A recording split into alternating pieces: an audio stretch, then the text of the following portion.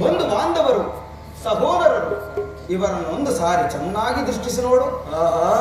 ನಿನ್ನೊಬ್ಬರ ಸಲುವಾಗಿ ಇಡೀ ಗುರುಕುಲವನ್ನೇ ಧ್ವಂಸ ಮಾಡುವೆಯೇಕೆ? ದುರ್ಯೋಧನ, ಪಾಂಡವರು ನಿನ್ನ ತಂದೆಯ ಪ್ರಭುತ್ವವನ್ನು ಅಂಗೀಕರಿಸುವರು. ನಿನ್ನನ್ನು ಯುವರಾಜನೆಂದೇ ಸನ್ಮಾನಿಸುವರು. ನಿಮ್ಮೆಲ್ಲರ ಸ್ನೇಹ, ಮಮತೆ ಮತ್ತು ಶಾಂತಿಯ ಹೊರತು ಅವರಿಗೆ ಮತ್ತೇನು ಬೇಡ. ದಾನವ ವಿಜಯಧಿಪತಿಯು ಕೇವಲ ಪಾಂಡವರ ಸಲುವಾಗಿ ಅಲ್ಲ, ಭಕ್ತರ ಸಲುವಾಗಿ, ನಿಮ್ಮಗಳ ಸಲುವಾಗಿ, ಮಾನವ ಕೋಟೆಯನ್ನು ಉದ್ಧರಿಸುವ ಸಲುವಾಗಿ ಇಂದು ನಿನ್ನಲ್ಲಿ ಸಂಧಿ ಭಿಕ್ಷೆಯನ್ನು ಬೇಡುವೆನು. ಭಿಕ್ಷಾ ಪ್ರದಾನ ಮಾಡು ಕೌರವೇಶ್ವರ. ಇದರಲ್ಲಿ ನನ್ನ ಅಪರಾಧವೇನಿದೆಯೋ ರಾಜ? ಪಾಂಡವರು ಜೂಜನ್ನಾಡಿ ಸಕಲ ಐಶ್ವರ್ಯ ಸಂಪತ್ತನ್ನು ಕಳೆದುಕೊಂಡಿದ್ದು ನನ್ನ ತಪ್ಪೇ. ಸತ್ಯವಾಕ್ಯ ಪರಿಪಾಲನೆಗಾಗಿ ವನವಾಸ, ಅಜ್ಞಾತವಾಸವನ್ನು ಮಾಡಿದ್ದು ಆ ಧರ್ಮದ. ಕೇಳು ವಾಸುದೇವ, ಈ ವಿಸ್ತಾರವಾದ ಸಾಮ್ರಾಜ್ಯವನ್ನು ಶಾಸನ ಮಾಡಲು ಈ ದಕ್ಷ ದುರ್ಯೋಧನ ಹೊರತಾಗಿ ಮತ್ತಾರಿಂದಲೂ ಸಾಧ್ಯವಿಲ್ಲ. ಪಾಂಡವರು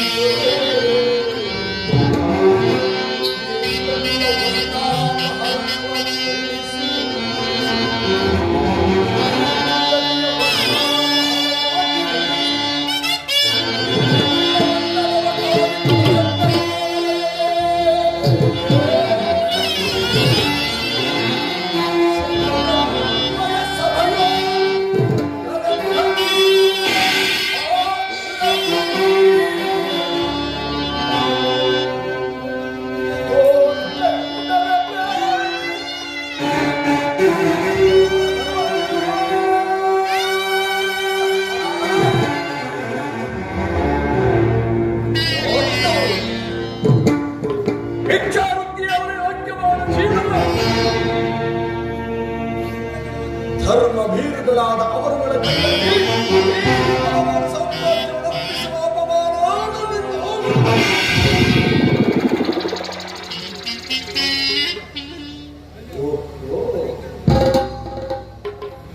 ಯುದ್ಧದ ಭಯವನ್ನು ತೋರಿಸುತ್ತಿಲ್ಲ. ಯುದ್ಧವು ಕ್ಷತ್ರಿಯ ಧರ್ಮ, ಅರ್ಥ, ಜೀವನದ ಏಕಮಾತ್ರ ಸಾಧನೆ. ಯುದ್ಧದ ಸಲುವಾಗಿ ಕ್ಷತ್ರಿಯನೆಂದಿಗೂ ಭಯಪಡಲಾರ, ಭಯಪಡಲಾಗದು, ಭಯಪಡುವುದಿಲ್ಲ.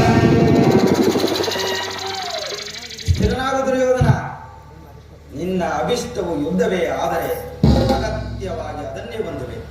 ಆದರೆ ಇದು ನಿನ್ನ ಯುದ್ಧವಲ್ಲ, ಭಯಂಕರ ಆತ್ಮಹತ್ಯೆ.